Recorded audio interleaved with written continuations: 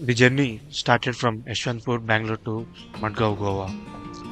As soon as the journey progressed, I was glued to the window seat because of the countryside scenics.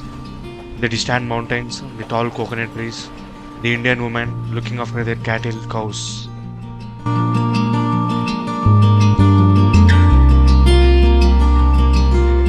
And later in the evening, I have seen this sun spreading its rays from back of the hills.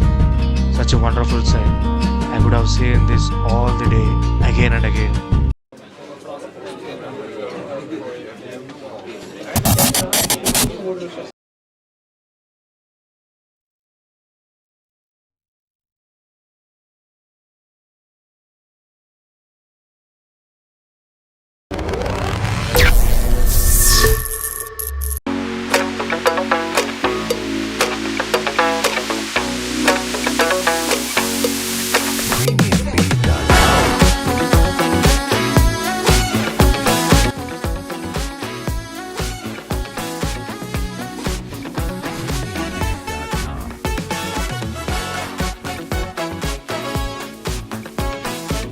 I've taken a room near Polalam Beach to explore South Goa.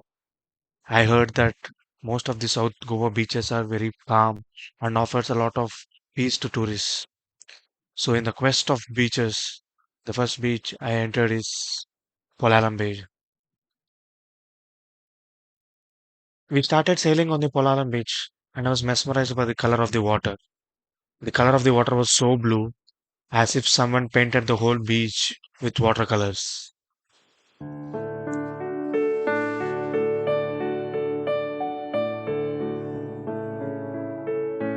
We sailed over Turtle Rock, the rock which is in the form of a turtle shape,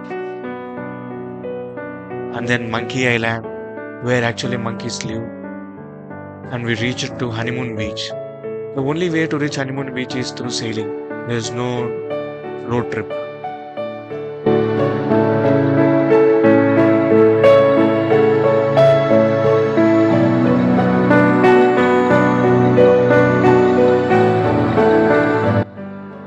In the search of beaches, the next beach I went is Agonda Beach, which is nearby to Polalam Beach. I hit the road for a few miles and reached here. Playing football on the beach was really fun. I really had a great time by playing with them, and it was on my bucket list for a very long time.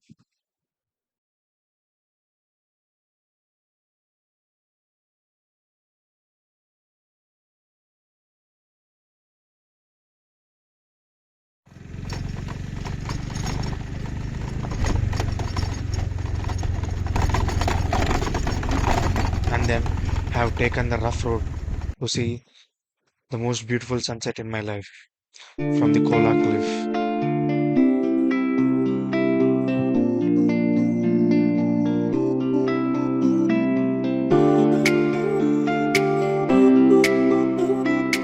The sunset, birds flying back to home, the orange sky, the purple sky.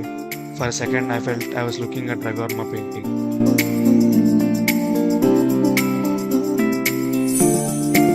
And in the next morning, I did kayaking in open ocean. Doing kayaking in open ocean is an adventurous thing and beautiful thing at the same time.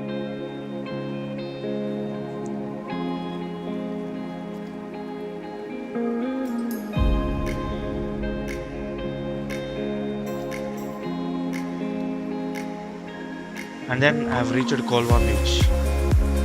Kolwa Beach is famous for shells. You can see shells on the shore like leaves which fell on the road during winter season.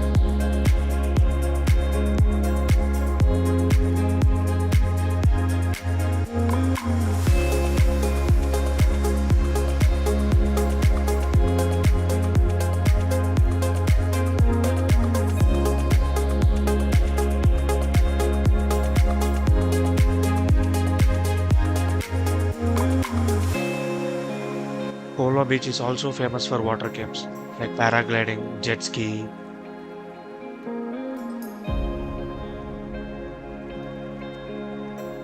And finally, my quest for the beaches have come to an end. So I've decided to go far away from the beaches and get very close to the nature. So I started the journey to Netravali Wildlife Sanctuary.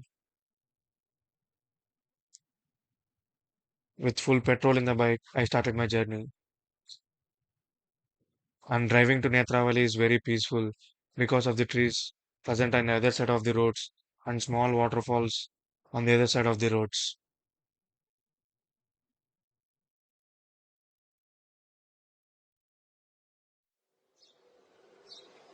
And on the way, I stopped near Budbud Tali Lake.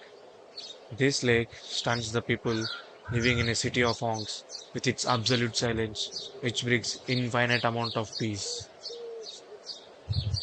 The specialty of this lake is here you can see bubbles rising to the surface of the lake all the time. There is no concrete evidence for why it's happening, and the lake is crystal clean. You can see all the stones, debris, fish very clearly.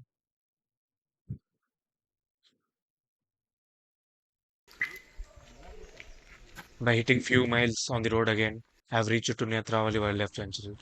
Netravali is famous for two waterfalls, Savari Waterfalls and Mainapi Waterfalls.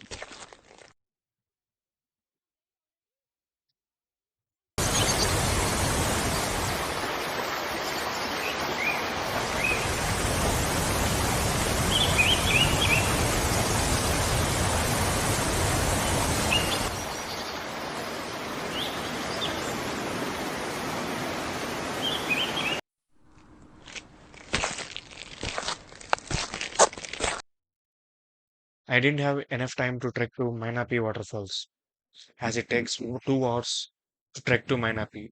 So, with heavy heart, I had to leave Netravali without seeing Mainapi.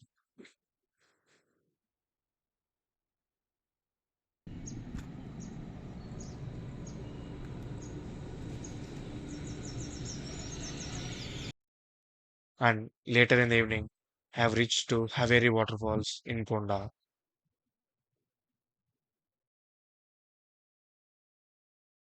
As Goa is beyond beaches, I decided to see the spiritual side of Goa. So I started with the Safa Masjid,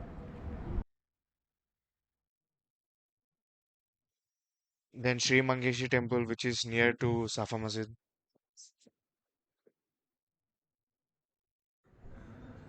Later on the same route, I have visited Sri Mahalasya Temple, and then while coming back to my room, I have seen this big, huge church.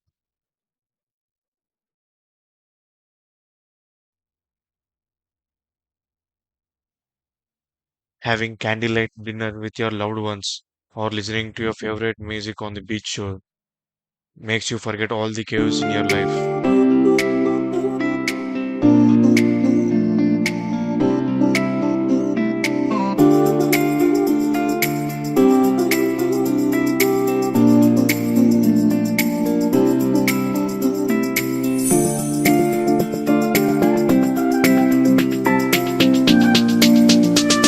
And the street next to the beach was beautifully decorated with the lights and other Christmas related items.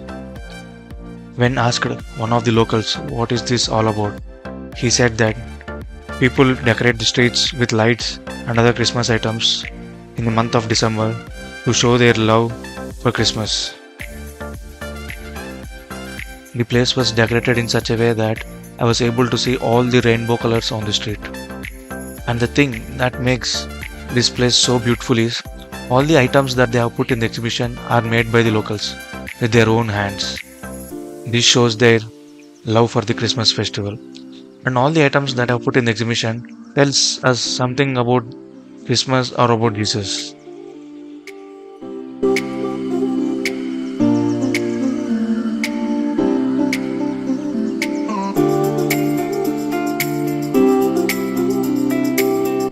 And finally, an introvert boy like me ended up 2023 with a beach full of extrovert people.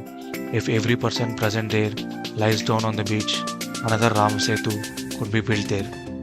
And finally, signed off 2023 with a beautiful trip.